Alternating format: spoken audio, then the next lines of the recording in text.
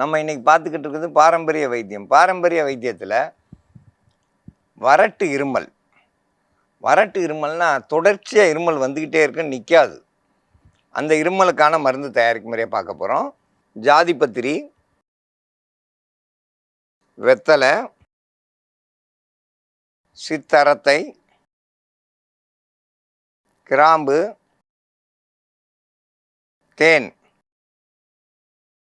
இதெல்லாம் கூட்டு கலவையாக சேர்ந்து இப்போ நம்ம மருந்தாக தயாரிக்க போகிறோம்.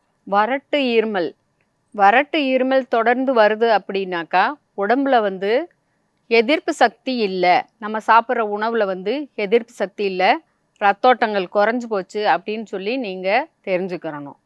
அந்த சாதாரணமாக நம்மளுக்கு இருமல் வந்துச்சுனாக்கா ஒரு நாளையில் 2 நாளையில் தண்ணீரோ அல்லது வெளி இடங்களுக்கு போயிருப்போம், ரொம்ப அழுதாங்கனாலும் அவங்களுக்கு இருமல் தும்மல் அதெல்லாம் வரும், தொண்டை கரகரப்பு இதெல்லாம் இருக்கும். அது 3 நாளையிலேயே சரியாக போயிடும். கட்டுன்னு பழுத்து சளி மஞ்சள் கலரில் பழுப்பு கலரில் வெளியே துப்பிட்டாங்கனாக்கா அந்த இருமல் போயிடும். ஆனால் வெள்ளை சளியாக வந்துக்கிட்டு தொடர்ந்து அவங்களுக்கு இருமல் இருந்துக்கிட்டு இருக்கு அப்படின்னாக்கா அவங்களுக்கு உடம்புல எதிர்ப்பு சக்தி இல்லை, சாப்பிட்ற உணவை மாற்றணும். சிறுதானியங்கள் அந்த மாதிரி சாப்பிடணும். நீர் காய்கள் அதெல்லாம் சாப்பிடக்கூடாது. எப்போவுமே உணவு கொஞ்சம் சூடாக இருக்க மாதிரி பார்த்துக்கிறணும். வெந்நீர் குடிச்சிட்டே வரணும். தேன் அவங்க சும்மா கூட அவங்க தேன் சாப்பிட்டு முடிஞ்ச உடனே அடிக்கடி தேன் 1 ஸ்பூன் அளவுக்கு சேர்த்துக்கிட்டாங்கனாக்கா அந்த இருமல் கட்டுப்படும்.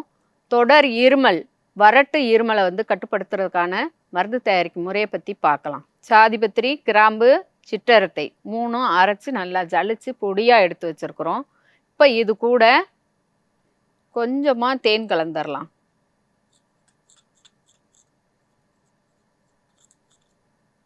அதிக தேன் விட்டு குழைக்க வேண்டாம், கொஞ்சமாக தான் நான் தேன் எடுத்தேன்.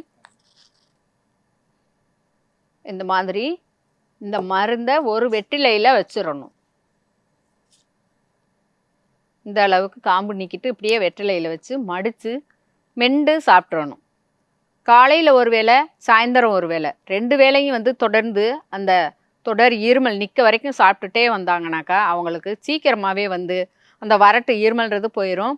உணவுகளை நீர் காய்கள் அப்படின்னாக்கா அந்த சுரைக்காய், பீர்க்கங்காய், அந்த புடலங்காய் இதெல்லாம் நீர் காய்கள், சவுச்சவ்வு இதெல்லாம் சாப்பிட்டிங்கனாக்கா அதிகமாகவே கடலைப்பருப்பு, வேர்க்கடலை பருப்பு சாப்பிடக்கூடாது. எண்ணெய் பண்டங்கள் அதிகம் சாப்பிட்டிங்கனாலும் உங்களுக்கு இருமல் சீக்கிரமாக போகாது.